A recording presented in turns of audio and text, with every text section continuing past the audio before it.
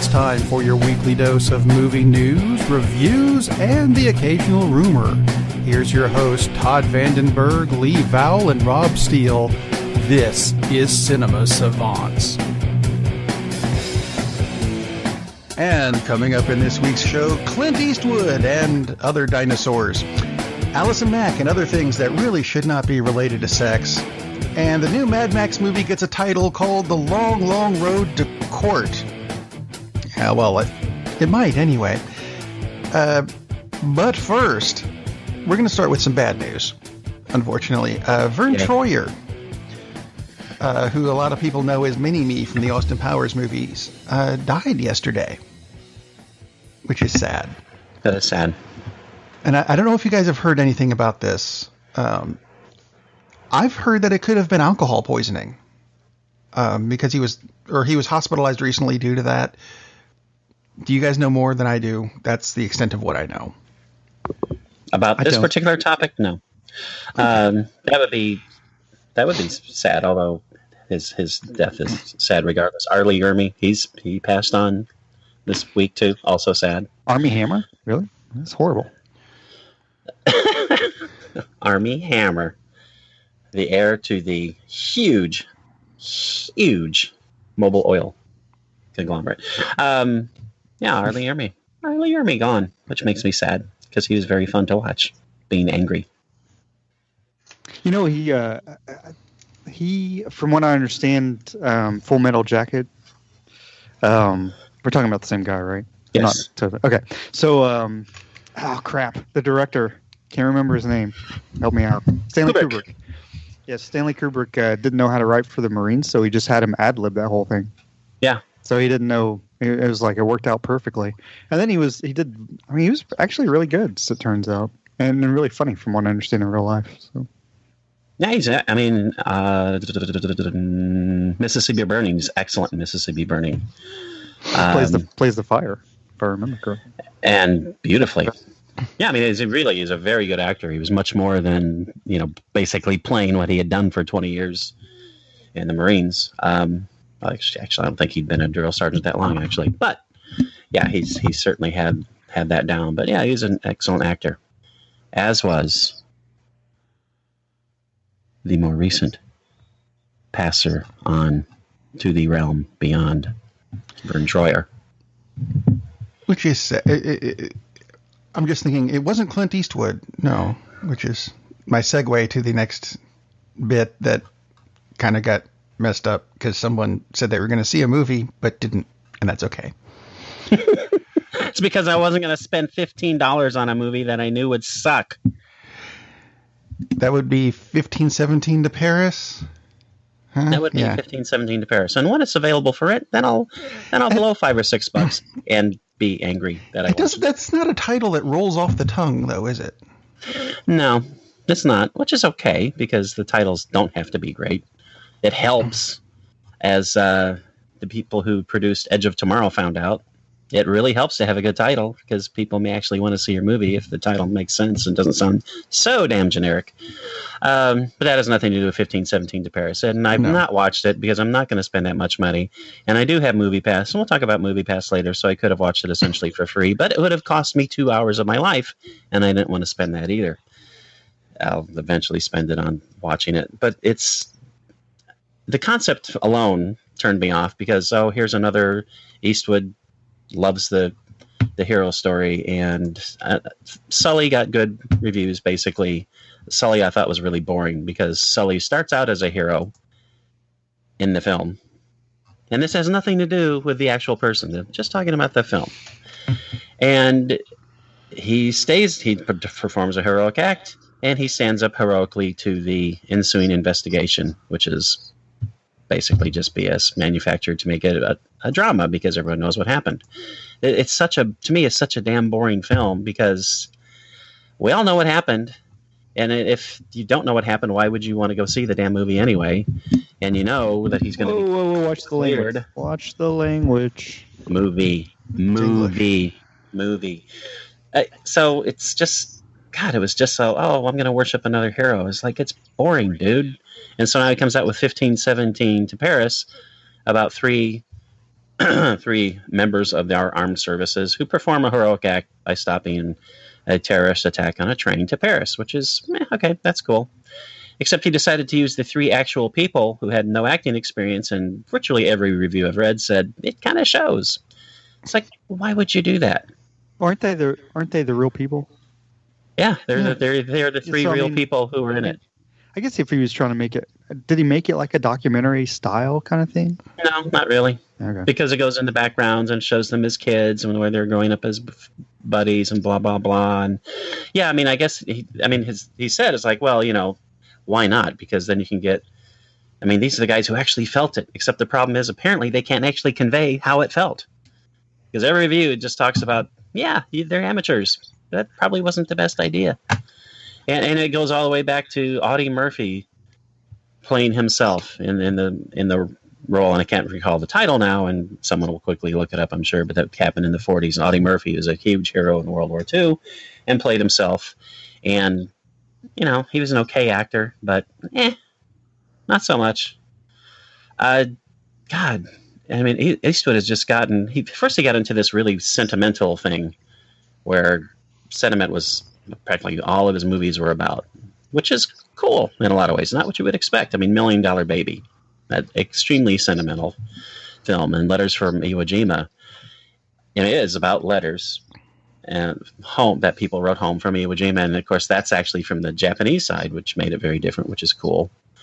And The Hereafter was, examination of what it means to move on, and it was based on the tsunami, but it was all about feelings, which is not what you would expect from Eastwood. And and now he's morphed into this weird super gung-ho thing with American Sniper, which is, in a way, it's a good movie, and in another way, it's like, by God, America, right or wrong, and it's just, God, what the hell is wrong with you, dude?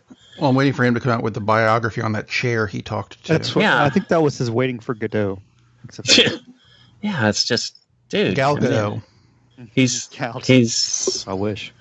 I mean, Gran Torino was excellent, and Hereafter was actually pretty good. But to me, he's just kind of lost it. He's just gotten into this thing of like, 15, 17. It's like, that's an interesting story, but really? You really think you need the people who are really in it to tell the story? It's like, why don't you go find gunslingers and redo Unforgiven? I mean, I'm sure you can find someone somewhere. It just, God, it's so bizarre that he's gotten into this.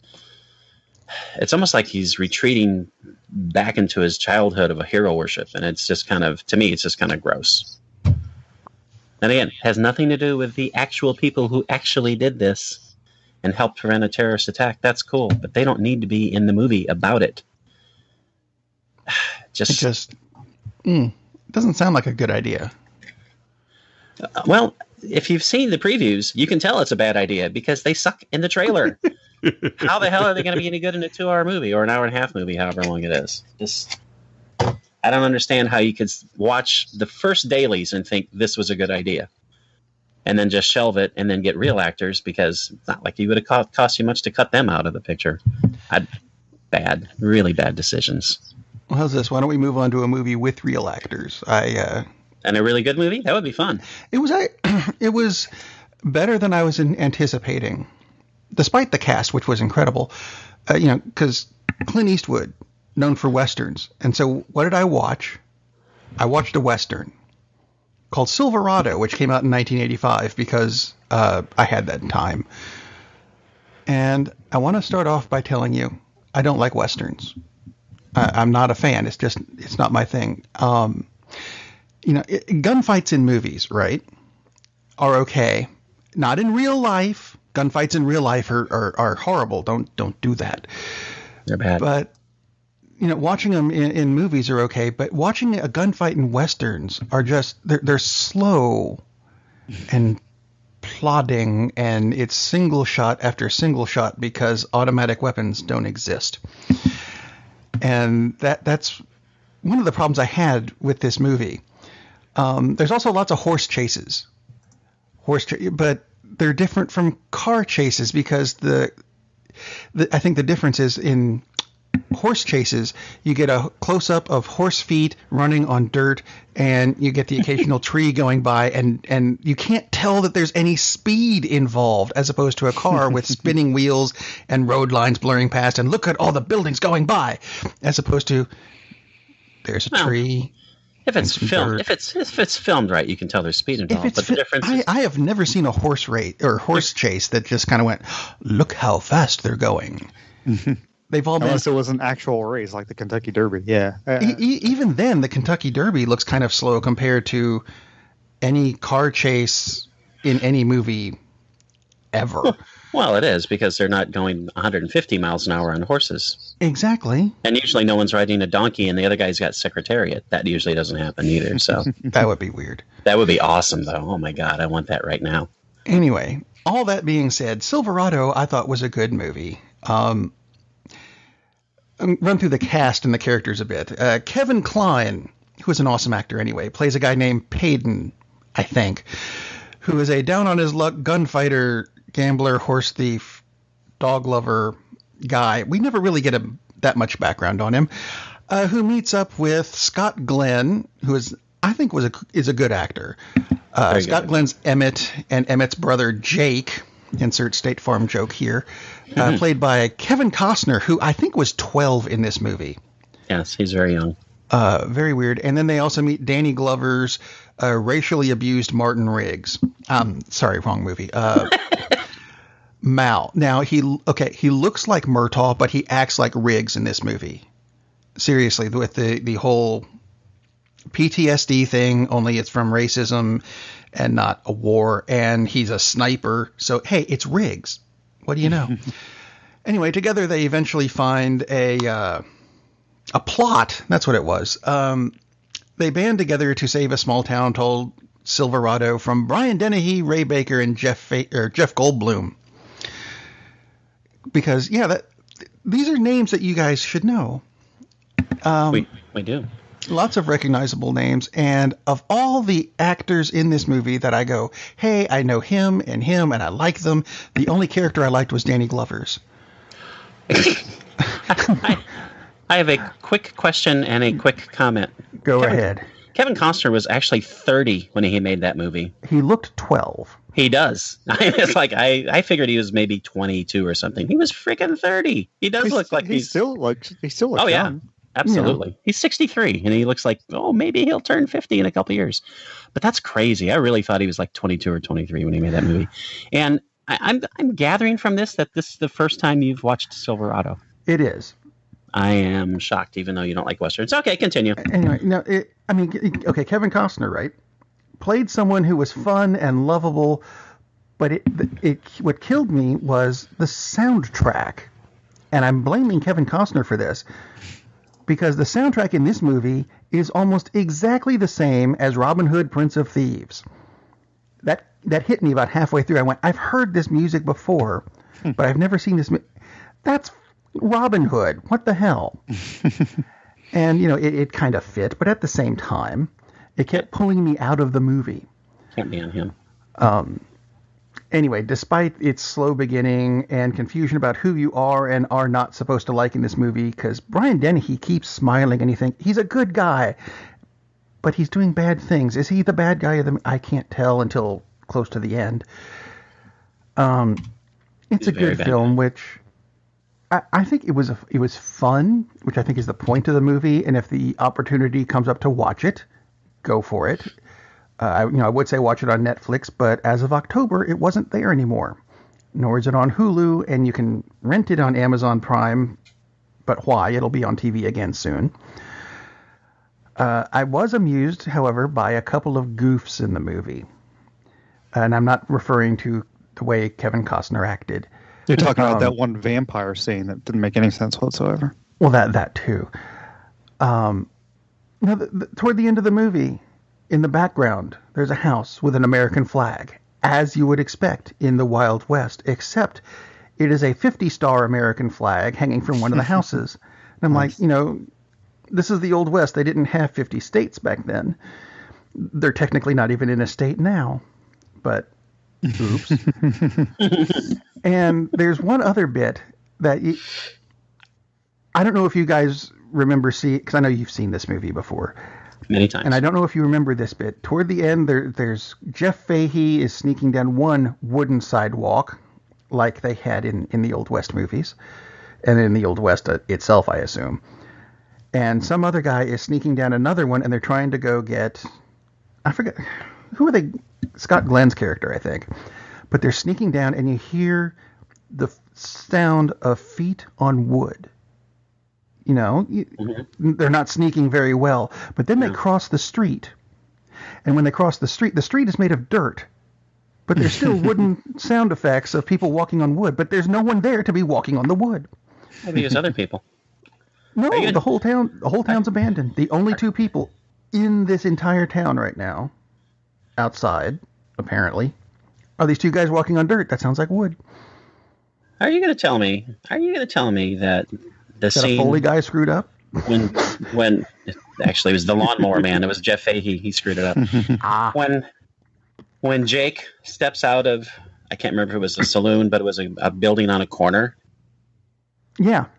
That alone doesn't make that movie enjoyable for you. That scene alone. I didn't say it wasn't enjoyable. I got extra amusement out of it. Yeah, that goes beyond that makes up for the flag, and I can't believe you actually counted the stars in the flag. I didn't count the stars, but they were not in that kind of a configuration before.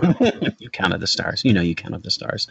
I think it's a really fun movie. We talked about this. It was not that high definition. Maybe a month ago or something, I was thinking this would be a fun movie if they just would do a sequel with the actors now and just what happened with those characters. I will agree. Oh, yeah. Because they're all around. And as we just looked up, Brian Dennehy is still alive. Yeah, they're all out there. Well, Brian, spoiler alert, Brian Dennehy might not be in the sequel. But it would be really fun to see those characters because I thought they were really interesting characters. I mean, there wasn't a lot of depth to them, but they did enough. They did enough to establish, they're interesting, they're fun to watch. And it would be cool to see, did Jake... Now that Jake is, I guess in the movie, he would be in his 50s because, again, he looked like he was 12. Has he settled down or is he still just such a goofball? Because he's a goofball in that movie. He was a deadly shot goofball. Or does Jake work for State Farm? Yeah, does Jake work for State Farm? It would be cool. It would be a fun movie to do. Because we were talking about how they reboot and relaunch and do all this crap with movies. So that would be a fun thing, I think. It would be really cool because they're all very enjoyable actors. And it was a cool storyline. It would be cool to see what happened 30 years later from Silverado, and see where they went. The soundtrack could be from Queens of the Stone Age. As long as it's not from Bodyguard. Silverado poster. Yeah. Starring, here's the original poster. Starring Kevin Kline, Scott Glenn, Rosanna Arquette, John Cleese. Kevin Costner is on the second line down. So I don't think he probably had the pull to tell Lawrence Kasdan, hey, this is what you ought to do for just a weird thing. John Cleese needed a bigger part. Agreed. That's one of the things I saw when I saw this movie was John Cleese is in this. All right, fine, I'll watch it. And Jeff he was in it for 5, maybe 10 minutes at the beginning of the movie. Yeah, he was the councilman with the silly walk. Yeah, I mean, it'd be awesome if Quentin Tarantino directed the Silver Oh my God! Oh my God! Yeah, that would be pretty weird. So speaking of unnecessarily violent movies, there's no unnecessarily violent movie when it comes to Quentin Tarantino. The violence is very necessary, sir. Oh, yeah. Actually, it would be fun. I was going to go over to another movie that came out about the same time. Well, the original came out about the same time as Silverado. The Mad Max movie. Oh, I thought you were going to say E.T.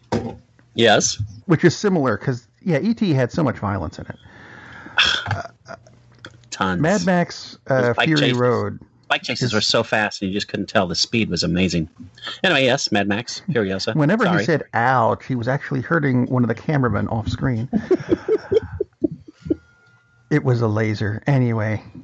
Mad Max they want to do a sequel to Fury Road, which in and of itself was a sequel to, Beyond Thunderdome.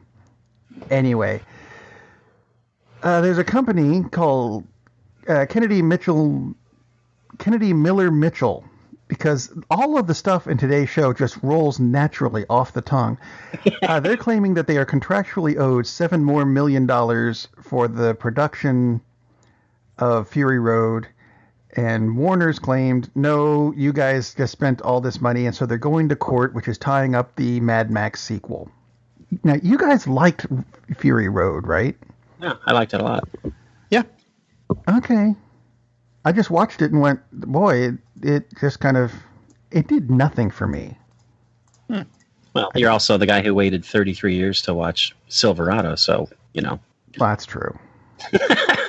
So what, 30 years from now, I'll watch Fury Road and go, oh, I get it now. No, I'm not. No, you won't. No. Which, thank God, that's why movies affect people differently. It would be bad if everybody loved that movie. Everybody loved every movie. That would be a boring place to live. I mean, I didn't hate Fury Road. It just kind of went, oh. You can feel free to hate it if you want. That's fine.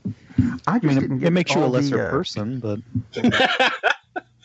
I just didn't understand, I think, all the Oscar stuff that went along with it, because I've seen movies that are so much better than Fury Road that just got blown off by everybody.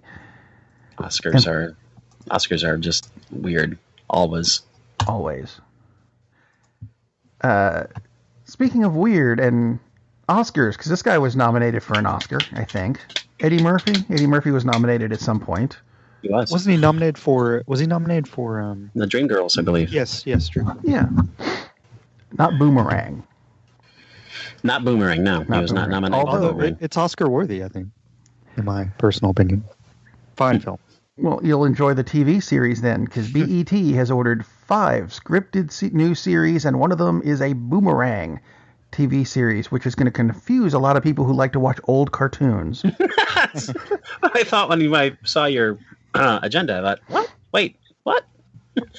Yeah, it threw me off too. Well, the headline that came with this was TV News, Boomerang. And I went, what's wrong with the old cartoon channel?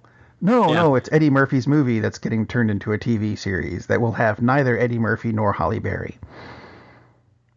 Huh. Any thoughts? Is he producing it or something? It does not say in this article. It's weird. That seems Charlie Murphy in it, maybe?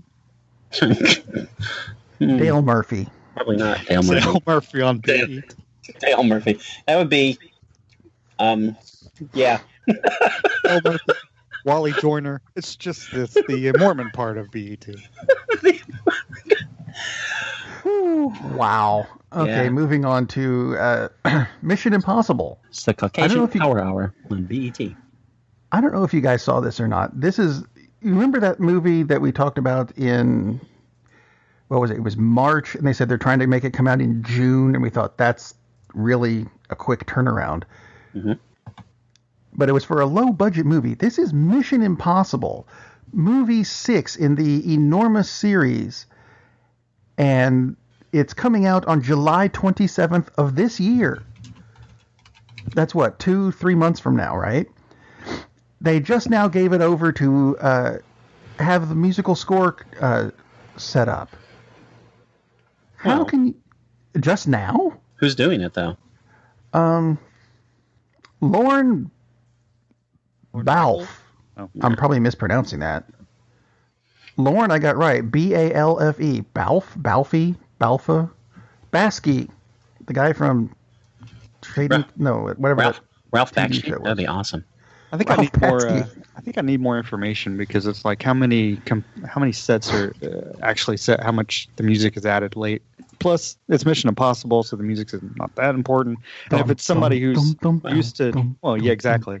And if it's somebody who's used to writing scores, I mean, how long does it really take them? If it was Howard Shore, it'd be like a weekend project, or Danny Elfman, either one. John Williams or somebody. I mean, you crank it out. Yeah.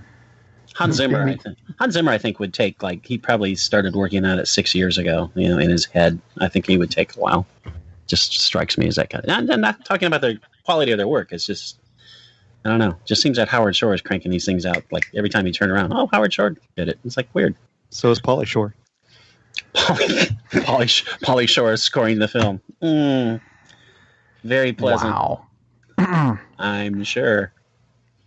So, in what is absolutely not going to be any kind of a segue, except that we talked about it last week a bit, Lost in Space started on Netflix, which goes with Mission Impossible. They're from the same time period originally. Have you guys been watching Lost in Space? I have not. I have seen, I think, 4 episodes now. I've started watching it with my daughter. Well, one of them anyway. We're 8 episodes in, and I have yet to actually like any of the characters. I like the story, which is why why we're watching this. But all of the characters are not terribly likable. Is that just me? It's not just you. I don't go as far as with it as you are. I don't think I wouldn't say that a lot of them are unlikable, but there's not much to draw me in. I'm trying to figure out where I recognize the robot from.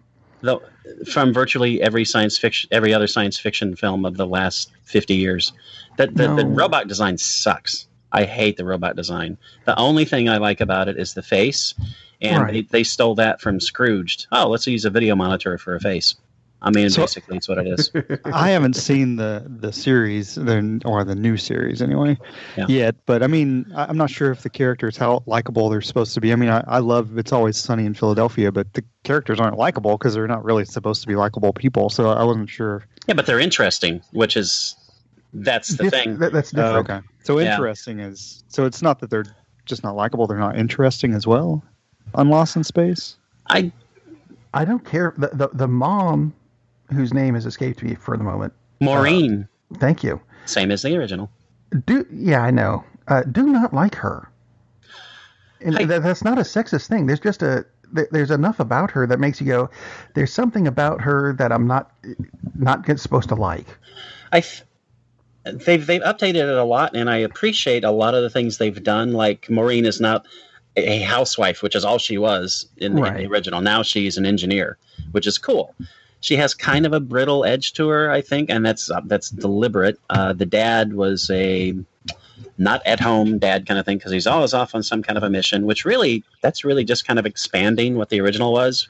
Yeah. Because the dad was this really stern, ultra, not really kind of their dad. And I mean, that was really subtle in the original because you couldn't really do that in the 60s for what was essentially a kid's show.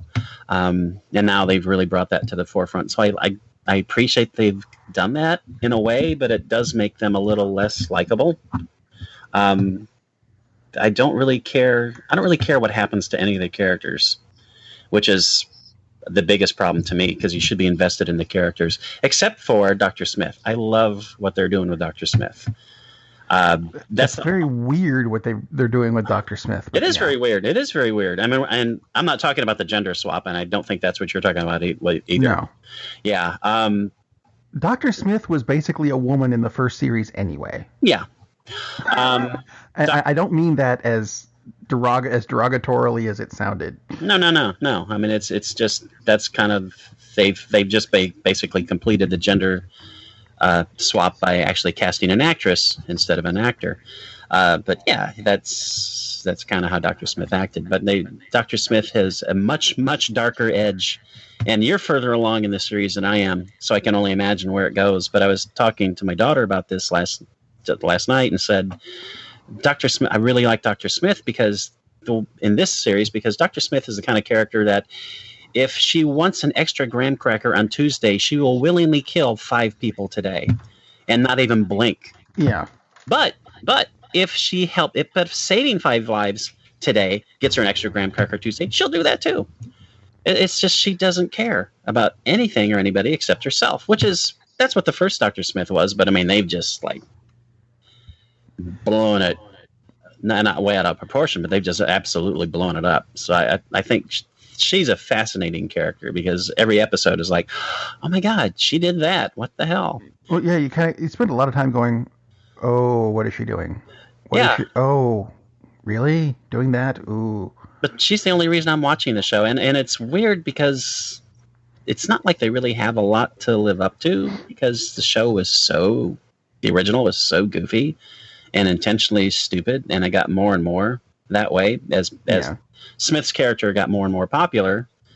The actor, and I blanked out on the guy who originally played Robinson in the original series. He was notably angry because he was supposed to be the star of the show, and then it turned out to be the guy playing Smith, and he was upset that he was getting all the fan mail and blah blah blah, which is like, dude, you're on a hit show, who cares why? But I guess since he used to be Zorro, his ego couldn't take it, which is whatever. Like I said, the only reason I'm going to keep watching it is to see what happens with the Smith character, because where I'm at, there's still little bombs that have been planted that haven't gone off yet, which I don't know if they have by episode 8 or not, but I'm looking forward to see that. But I'm going to give you a spoiler. Yeah, go ahead. She dies in episode 7. No. She's still very much. Although someone does die, I'm not going to tell you which one. Woo! I like it. Just a little thing, a tie back to the original series. Oh, nice. Dr. Smith, the actual Dr. Smith, and that's going to make sense when you see the series. They find out that Dr. Smith is not who she says she is, and have an identity card to prove, hey, this is what Dr. Smith looks like. And the picture on the card is of Bill Mumy. That's who played Will Robinson in the original series. That's funny. I like that. I thought, wonderful tie-in. Give you a little something from the original series too. I was going to say, pretty sure it wasn't going to be the guy who played Dr. Smith, because he died. Jonathan Harris. Yeah. And it wasn't that long ago that he died. I looked that up recently. Anyway, moving on from Lost in Space to something that, it originally came out in the 60s. 20 years before that would be the 40s, which would be World War II, which is when Spielberg is going to jump in and direct a DC movie. I'm pushing the segues, but you know what? It'll work. Spielberg has said he's going to direct a DC movie based on the Blackhawks, which was set quite firmly in World War II. No. That's not what the headline. Every headline I've read said he's going to direct Blackhawk. Blackhawks, which is actually the comic title is Blackhawks, not Black Hawk. I'm wondering if DC's already screwed it up again. Oh my God! No kidding. When I read this, I said, "Oh my God, we got to talk about this." And when I saw it on the agenda, it's like, yes, this is like early Christmas. It's like, okay, let's take the most successful director of all time, based on box office, because he went over $10 billion. And he's a good director. And he's an excellent director, yeah. But I'm just talking about just from the commercial aspect alone, because DC needs a hit, because they've had some movies that haven't performed the way they should have. Let's just put it that way. They could use a critical hit too. So it's like, oh my God, who is the perfect? Let's find an excellent director, a guy who should win an Oscar like probably every other movie he directs. A guy who will definitely make box office. He's the perfect director for what you want as a launch pole. So let's give him Blackhawks, which, I mean, I know about the Blackhawks, but I only know about them from Justice League and Justice League Unlimited. The TV series. I don't go that far back with my comics. I looked at 2 different websites which are crowdsourced. This is not just someone like me or Rob or Lee saying, "Oh, these are the best DC heroes." These were crowdsourced. One went up to 121 characters. Blackhawks do not appear. One went up to 162. Blackhawks do not appear. Okay, so you're going to get the perfect director. The perfect director for your property. For everything. Yeah, for everything, but especially for this kind of a thing. And you're going to give him what is at least the 162nd most popular property that you own, which really doesn't even have superheroes in it, because they weren't superheroes. They were pilots. No. They were the Howling Commandos, except they weren't very interesting, and they didn't have Nick Fury leading them, and they didn't pal around with Captain America. I mean, Jesus, could you possibly pick a more stupid property? Yeah, he can make it a box office success because he's Spielberg, and he might make a great movie because he's Spielberg. And I'm sure they're thinking, well, he does World War II. Huh, that'd be cool. Let's have him do it. Maybe you could give him something that needs a good director, like maybe have him do Green Lantern Corps. It's not like you haven't just shelved your other properties. It's like give him whatever the hell he wants. Just stop whatever ungodly abortion you're going to do with the next Justice League movie and have Spielberg do it. I mean, why on earth would you get the top line director and give him the worst possible property you could give him? Seriously. You have the opportunity to have this guy make $1.5 billion for you worldwide, and you're giving him a property that if you pull 300 million, it'll be a success. God, that is stupid. And it could easily be a great movie. And I'd be kind of shocked if it wasn't. But you are in business to make money, right? And so you get like the most obscure freaking property you've got. And you can't even get the damn title right. It's not Black Hawk. Oh my God. Can I interject here? So please, I'm done. About the title. So the main character is Black Hawk, right? No. Fictional character. There's not a character. I keep seeing where it's led by a man named Black Hawk, and yet it wasn't. I mean, it was. I've forgotten his name. It's like Steve Martin, or I don't know. I don't know. So there's the Black Hawk Squadron. Okay. Right. So maybe, and this may sound stupid, but maybe they're calling it Black Hawk based on Black Hawk Squadron, just calling it Black Hawk, and not to confuse it with the Black Hawks. Like he's put some documentary together of Jonathan Taves and Patrick Kane, and it's maybe that's okay. Apparently, there was a Black Hawk character. Not the point. Looks like Boog Powell was actually the creator. No, I'm just kidding. Bob Powell. Boog Powell would be awesome. You know that there are 3 Boog Powells in the history of Major League Baseball, and none of them are related? Yep. What? Yeah. How? Came across that recently and thought I'd throw it out. The one who currently plays just calls himself Boog because of Boog Powell. So. Good for him. Yeah. Anyway, yeah, okay, so there is a character named Black Hawk. Not the point. It was the Black Hawks. I know, but that's what I'm saying. Maybe they're just they're not calling it the Black Hawks to confuse it. Some stupid people out there thinking, oh, it's a hockey team. They're calling it Black Hawk as whatever. I'm just playing devil's advocate. I mean, maybe there's a reason for it. So I'll also see where it looks like Spielberg isn't necessarily. I mean, he's not 100% attached to it. From what I understand, there's still a chance he may not. Yeah, he says his next movie is still going to be Indiana Jones 5 and the tricky patch of ice outside the post office. I stole that joke, but you know what? It still works. It absolutely works. Oh, I would watch that. Well, even if he does make this, he's not going to kill off the giant that is Steven Spielberg. No, it won't. But as opposed to the giants that were killed in the movie you watched this week. There were giants. There was a segue. There were giants killed off in a movie I watched this week, which was called "I Killed Giants." What a concept! Another coming of age movie, and this is a weird trend. We were talking about this last week with the movie Borg versus McEnroe. It's like a movie that's released, except it isn't. And apparently it's released like at 12 screens, and then, we'll hold it back for 6 months.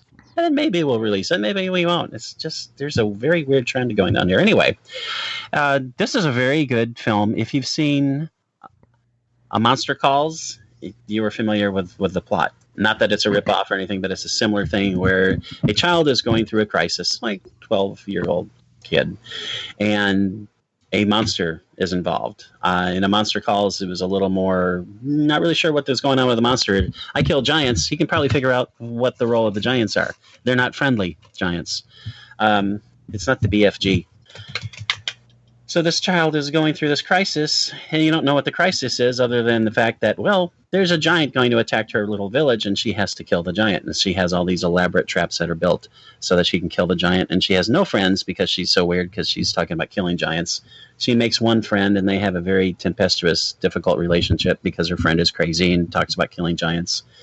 Zoe Saldana plays a school counselor who tries to help this girl from not being crazy and constantly talking about killing giants.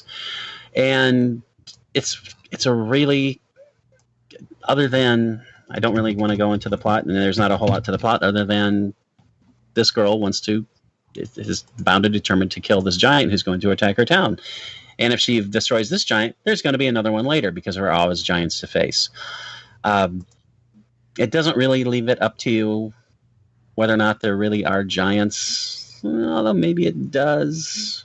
It's definitely worth watching though, because the actress who plays Barbara, extremely good, and she is Madison Wolfe, and you will see a lot of Madison Wolfe in the future.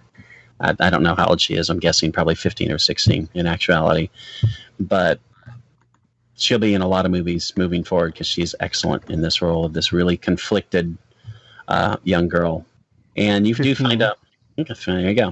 And you do find out towards the end of the movie what her real crisis is, what's really going on. But it's still just a really, really good film. The CGI is really well done. It doesn't look like they spent $100 million on the film at all. But the giants look good. There are a few other creatures in the film that look really good. It's just a really well done film about how kids deal with issues in their lives. Good stuff. Very good stuff. Highly recommended. But it is really weird that it's like, is it at the movies or not? I don't know. Because it was supposed to come out last year. Weird. IMDb, I Kill Giants 2017. Mm-hmm. Rotten Tomatoes, I Kill Giants 2018. Yep. Because kind of weird. People know how to count. Because it's hard to tell when these movies are released in some cases, like Borg versus McEnroe, which I think is just coming out at theaters now. Just weird because it's a 2017 release. So, yeah. Very timely things. And, let's see, time traveling. No, not time traveling. Going back in time, though. I watched a movie that had to do with giants this week as well. Woo! Only it was just singular, and his name was Andre.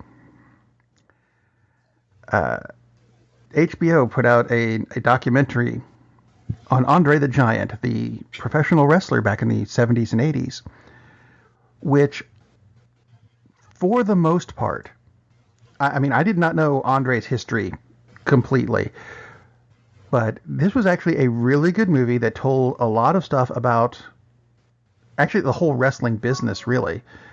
Just focusing on Andre, who I didn't realize was that integral to the whole thing.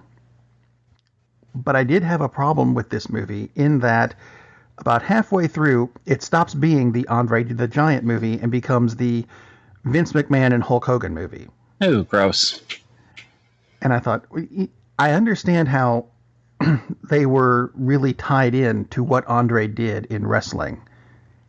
And yet, let's stop focusing on them because their name is not in the title of the movie. I don't care if Vince put the movie together or not. We need to stop interviewing him and focus more on Andre, what he did, but they didn't. It's still worth watching. It's a documentary about a guy who's died, so it's not going to have a happy ending. I went in knowing that. I just didn't, kind of like Titanic. I did not see Titanic because I knew it wouldn't end well. I knew Andre was not going to end well. He died way too young. But it's worth watching because he did a lot more stuff than I had anticipated him doing. He was responsible, or at least partially responsible, for uniting all the divisions of wrestling into one unified, unfortunately, WWE. But just how much he controlled things like in the locker room.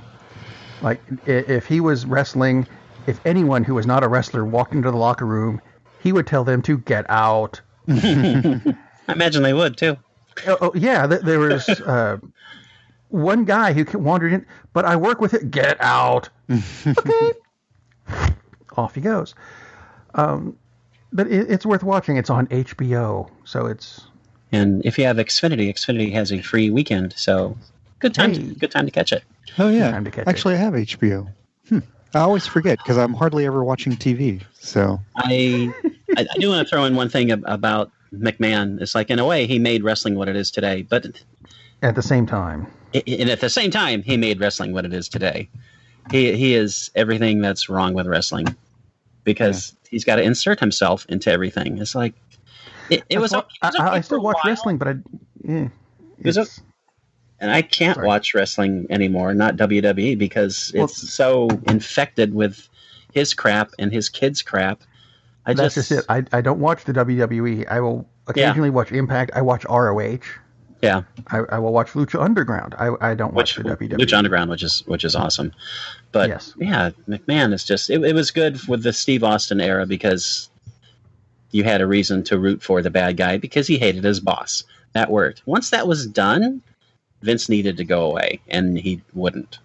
And his kids won't. And it's just, oh my God, it's awful.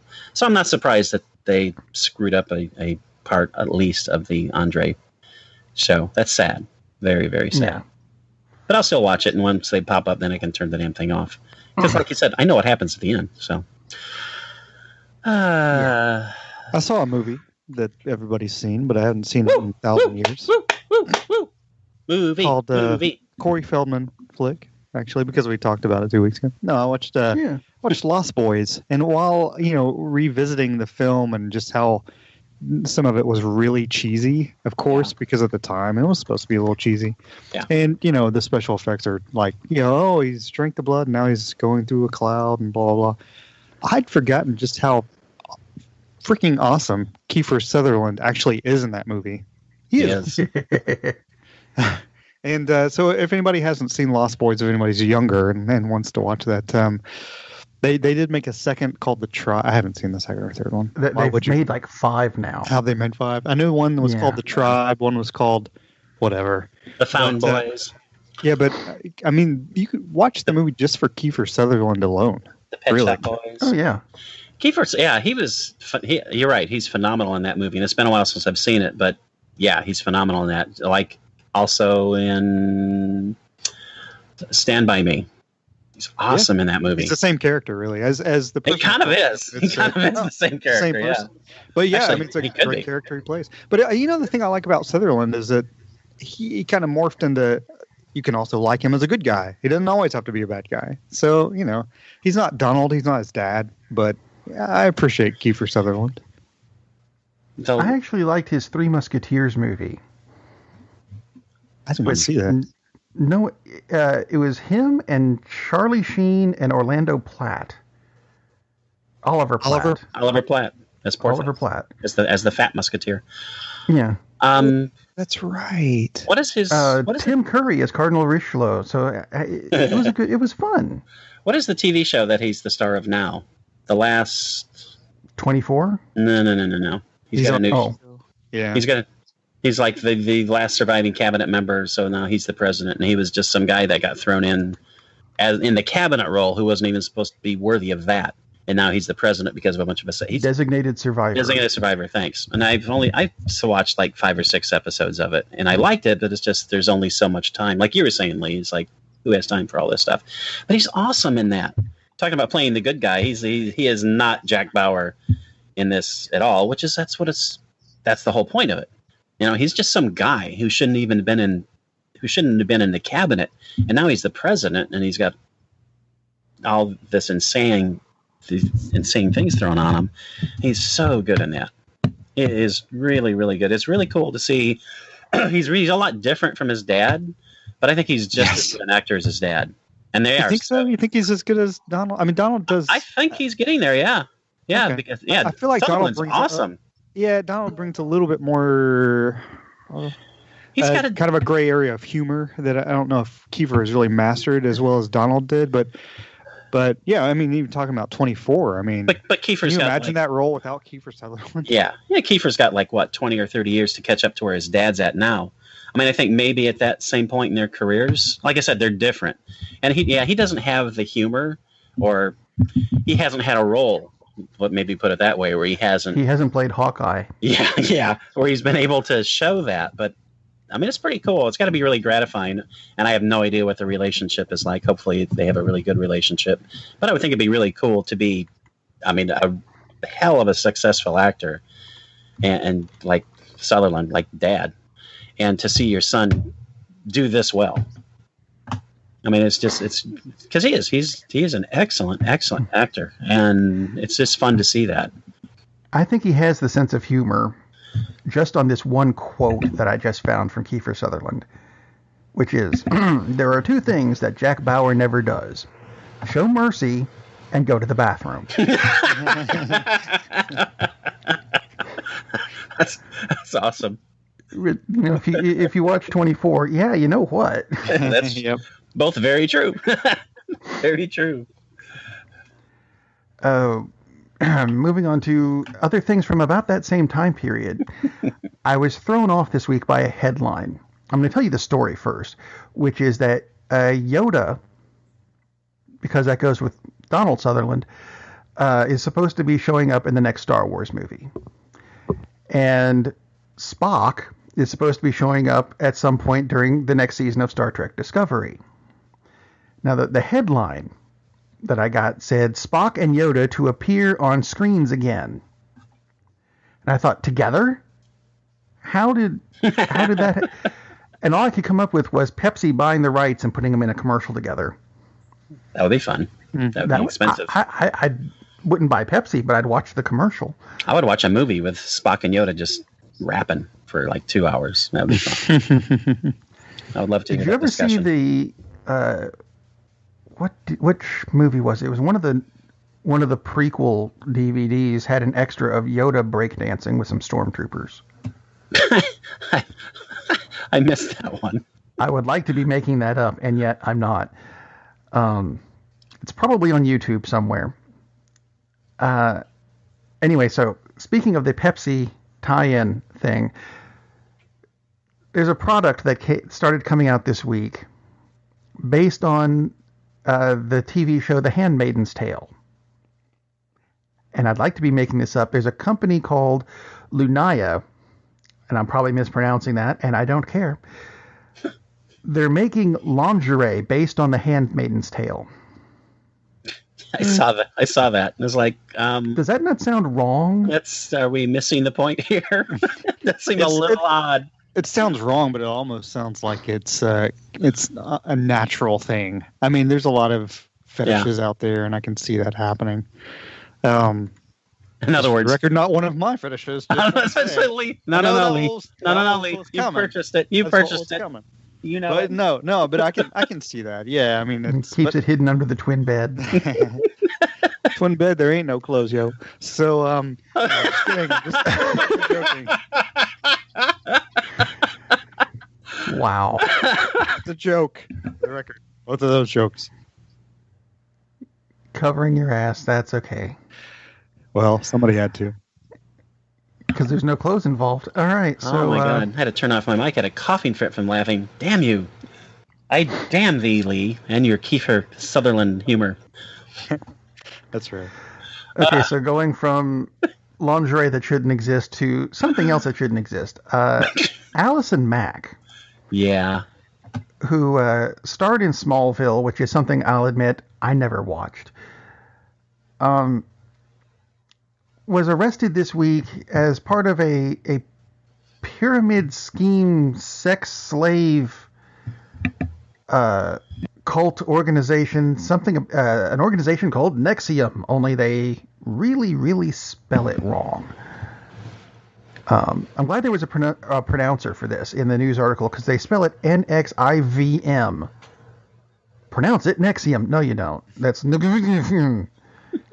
and I'm making fun of that, but that's I think the extent of the jokes we can make about this. They're ancient Romans. That's what they're doing. That's what. So Yeah, 9/14. a friend of mine posted on Facebook how disappointed and sad she was about this, and I'm not making fun of the fact she was sad or disappointed about this, but that's the danger of looking at someone in the public eye, like actors or sports figures or whoever, and investing in them personally. Like, you probably shouldn't do that because you don't know what they're like. Appreciate their work. Like, I still appreciate Woody Allen's work on screen, but it's really hard to even watch a Woody Allen movie for me now, knowing what's going on or has gone on in the past. And it's sad. I'm sad for my friend because, I mean, she's really upset about this. And I'm sure a lot of people are really upset about it. But that's one thing you should try to keep in mind. Is like, wow, that was really good. I know nothing about that person, so I'm not going to be really invested in how cool this person is. Very hard to do that, but it's probably beneficial that you don't hold people up, put them up on a pedestal and think how wonderful they are because you like them in a movie or your TV show or on the baseball diamond. Because you never know. No. I mean, it's sad. Yeah, and it's a sad. I mean, the story, of course, itself, of course, is sad. But the only reason it's affecting a lot of people is because she and a lot of these other people are well known. I mean, if this had just been Allison Mack, average person who's a college student or whatever, would have grocery store attendant in Boise, Idaho. Yeah, it wouldn't be as big, and it would be in the news, but it wouldn't be nearly as big as it is. It wouldn't have been a headline. It would have been, It's a weird freaking story, that's for sure. Yeah. Let's see. Other somewhat depressing news. It's more recently movie related. Movie Pass is in the news again this week, and this does not bode well for Movie Pass. Their stock is let's see. 6 months ago, it traded at $32.90 a share. Thursday, it ended at $2.55. They've changed. It's no longer. Todd's will still work. That you can see a movie a day. If you get it now, it's 4 films a month. Mm-hmm. Which still a good deal. Yeah, still a really good deal. And it's weird because we were talking about it before. We talk about it seems like every month, every week, that there these constant stories about the death of Movie Pass or how it can't work and blah blah blah. And it's like, right now, of course, it's not as good as a deal, but you should have bought it when it was $10 a month for 30 movies. But it's like the most I've ever seen in a month. What is it now? I can't remember. Their current deal is you get iHeartRadio along with Movie Pass, so you get the premium version of iHeartRadio, and I think it's $15 a month, and you get 4 movies a month, which is still a really good deal. It's not nearly as good as it used to be, but like I said, if you go see 2 movies a month, you've made your money back. Exactly. The most I've ever seen in a month is 5, and I'm surprised I had time to do that. Well, my friend, twin bed. She used to go to a movie. Gosh, probably saw 15 movies a month based on her Movie Pass, but now she wouldn't be able to do that. That's interesting. Didn't know it changed. Yeah, and it's a special promotion, and doesn't mean that they won't change back because they've done. Although this is the first time they've dropped it from the 30 from a movie a day, and that could be moving forward, and it could be when they'll have some notice come out because they're very adamant about rules may change, blah blah blah blah blah.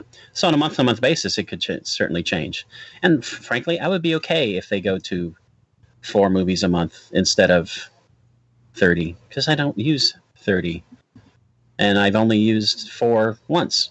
So that would be all right. I don't really feel like, oh my God, you're destroying the program. I mean, because I'm sure if they do that, there will be 50,000 articles screaming about how they're ripping people off. It's like, no, you're paying $10 a month and you're seeing 4 movies.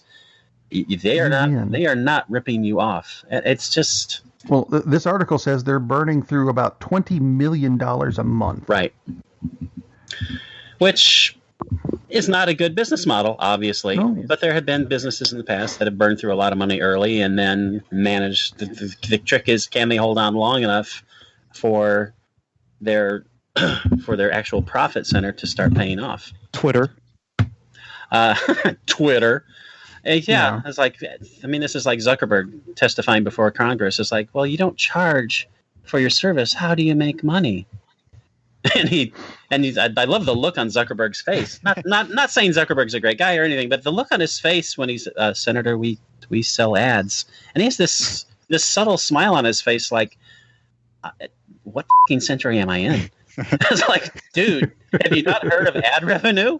It's amazing. I just love it. It's like, you do know Google doesn't charge you for every search you make, right? I mean, it's just such an absolute ignorance of how these things work. It's just amazing.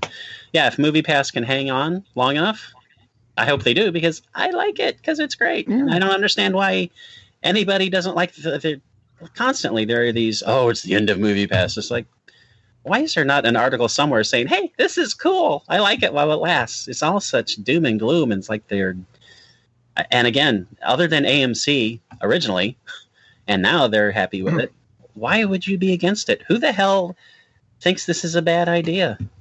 I don't get it. They're trying to kneecap it or something. Yeah, you would, wouldn't you?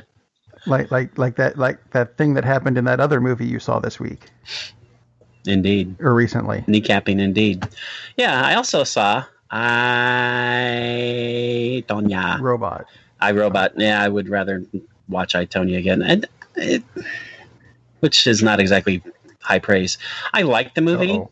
I like the movie. It's good. Margot Robbie does a really good job. Allison Janney is excellent as her mom. Horrible character. Not saying her mom is a horrible person, but the character is a horrible person. My God, hideous. It goes back to what you said about Lost in Space. When there are no likable people in a show or in a movie, it's kind of hard to stay with it. There's nobody likable in this. Nobody likable in this. And they try to make, and that's been one of some of the criticism of the movie, not as a movie, but just the fact that they try to make Tonya as a put her in the victim role. And they portray that's how she always thought of herself, but they kind of push it a little too much to me. And it's just, no, she wasn't a victim. She may have felt that way. And I really didn't appreciate the movie kind of pushing that agenda, even though it's really kind of more on the subtle side. She wasn't the victim. And it's like, yeah, okay, maybe the system was set up where they were much more concerned about the image, or at least as concerned about the image as about the skill. And that's definitely true. And it was definitely held against her from her background that she's kind of a redneck, and that's unfortunate. But she could also have worked to be a little bit less of a jerk. Yeah. Because she was a total jerk. And I'm not talking about the movie. I'm talking about her. So it makes it kind of hard to root for the character when the character isn't really a cool person.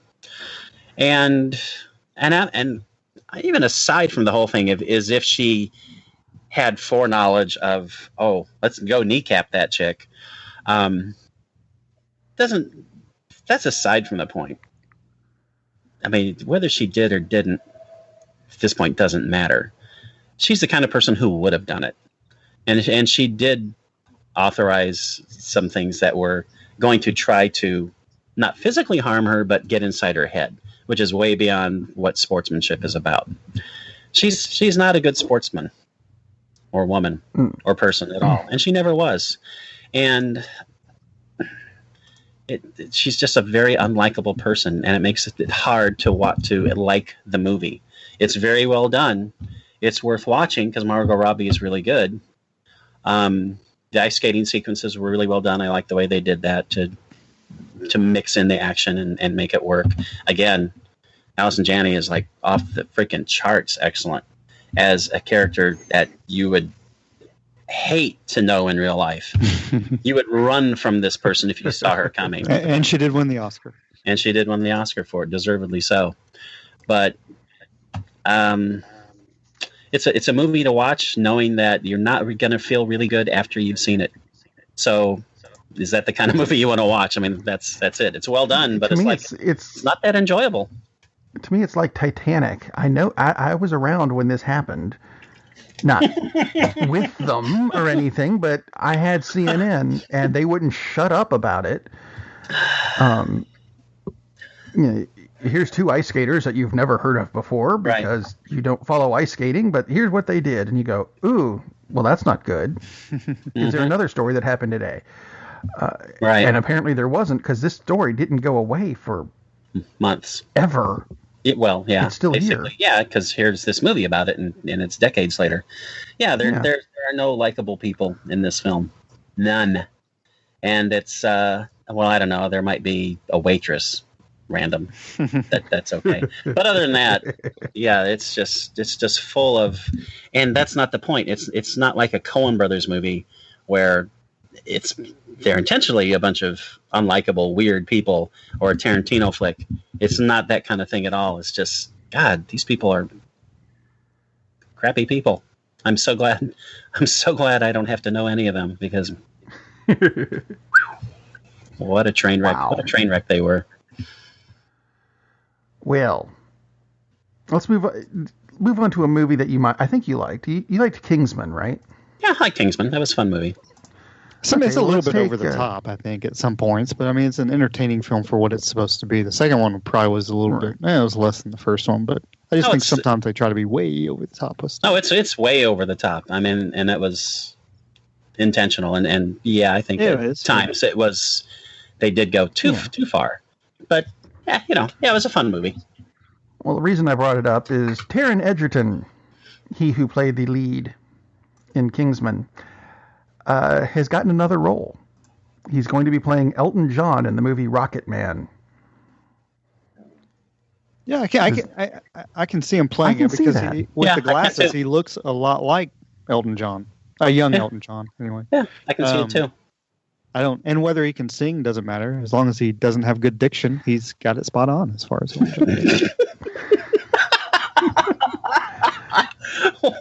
Oh, wow. So has this taken the place of the Freddie Mercury project, which has seemingly disappeared? You know anything about what's going on with that? I heard that they finished filming it and it's in post-production. Well, that's good news. That's awesome news, but it's like just seemed to have gone off the radar.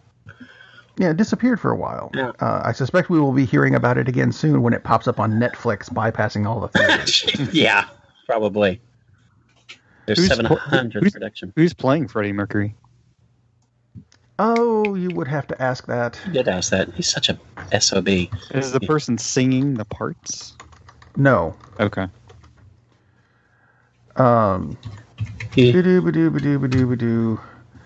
The guy, and he looks spot on. He's Rami Malek from Mr. Robot. Oh. The TV series. I'm guessing not the Styx video. Although that would be weird. Yeah, it looks like it's still in post-production. Supposed to hit... nope. Supposed to hit theaters Christmas 2018. So that's something. To look forward to. It's going to go up against the, I'm sure, a Star Wars movie, just to further kill it off. Anyway, I have pretty much run out of stuff for us to do this week. That's very sad. Unless you guys I have a quote, but we're ending on the quote. So, you guys have anything else you want to throw in? I could talk about my favorite TV show of all times if you want, because it's in the agenda. I wasn't sure. You didn't say you did it. But I don't have to. No, you're going to. You brought it up. Because, I don't really have one. The greatest TV program of all time. This week. This week. This week.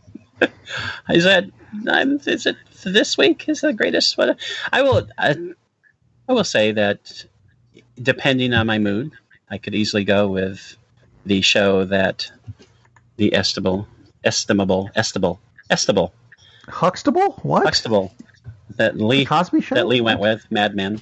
But I will not go with Mad Men because already done that. It's really not my favorite of all time, although it's probably, depending on the week we talk about, it's in the top. I was in the top 5. I would go with the original Twilight Zone. which is a little different, obviously, from the usual thing because it's an anthology series. But it had some of the funniest parts you'll ever see on TV. Not that often, but they had some comedic episodes. Mainly there was the Twilight Zone twist, which was, oh, you don't expect to see it happen, and then it happens. And the best example of that is not in a Twilight Zone episode. It's in a movie, the original Planet of the Apes, because Rod Serling wrote the screenplay.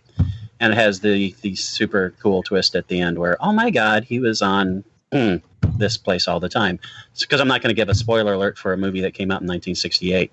So, but it's just some of the best TV ever was on the Twilight Zone. The episode To Serve Man, which was one of the ones I just stuck with me because I'm older than you guys, and these were on when I was a kid, and I was watching these in their first incarnation towards the end of the run.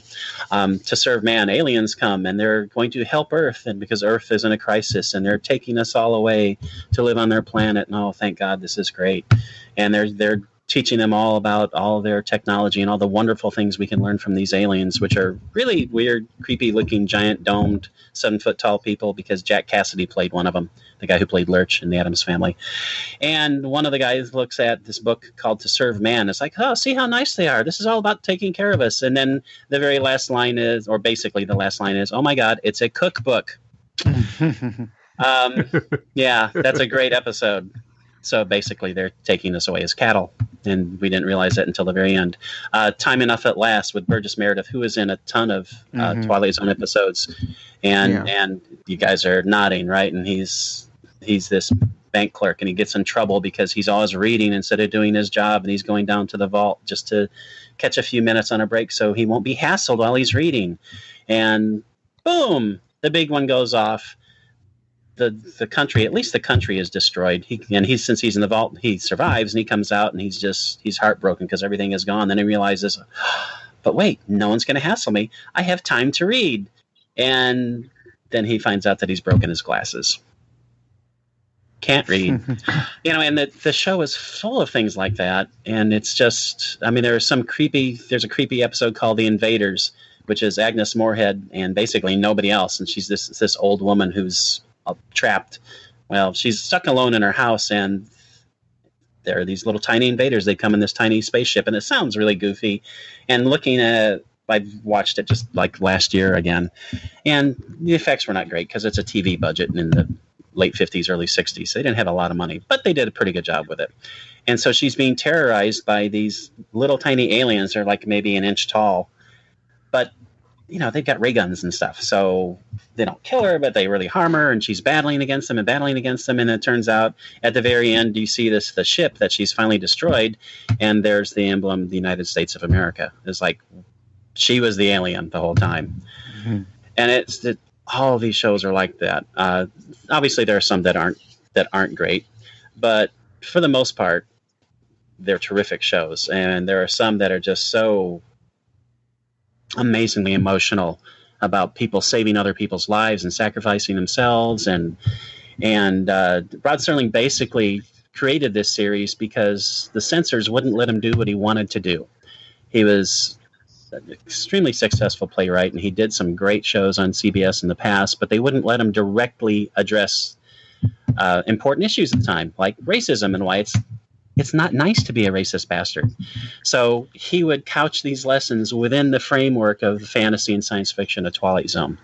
And it's just an amazingly good show. Had tremendous authors. Richard Matheson wrote a lot of the episodes. Serling himself wrote a lot. Just the music is, the theme song is incredible. Bernard Herrmann's like one of the best musical composers ever, wrote the score. It's just an incredible show, and they've tried to reboot it at least twice, and they've been third time is coming. Who was it?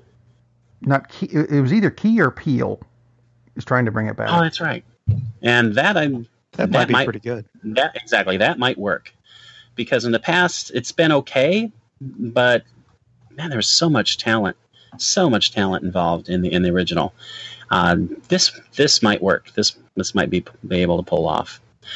So that's something to look forward to. But man, the Twilight Zone was just a fantastic show of the time, and Oh, well, here we go. TV Guide ranked it as the 5th greatest show of all time. So 4 of their choices are wrong.